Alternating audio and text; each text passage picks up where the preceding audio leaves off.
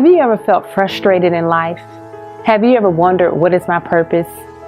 What are my natural instincts? What am I called to do? What is my gifts or my talents?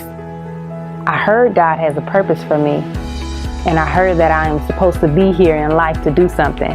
But what is it? Let me share something with you. Many people are so frustrated with life because they're trying to perform and live in unauthorized territories that God never intended for us to be in. For an example, let's look at the fish. When you see a fish in the water, a fish blooms and functions very well in the water because that's its natural instinct to swim in the water.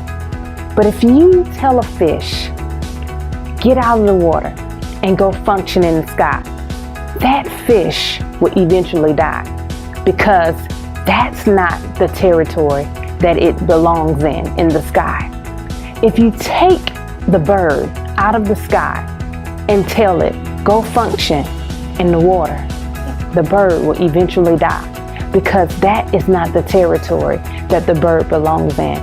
See, many of us are trying to operate and function and live in different territories, in unauthorized territories that God never intended for us to be.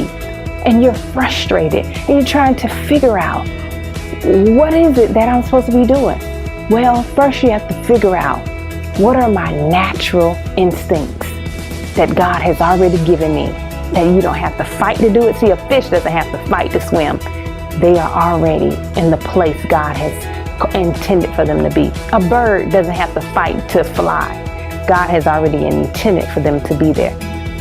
Find out where God wants you to be, your natural abilities, your natural gifts, your natural instinct, and where He has planted you. That's where you're going to bloom. That's where you're going to grow. That's where you're going to prosper. That's where you're going to shoot off like a rocket, because you are now in your God-given territory. Follow your natural instinct.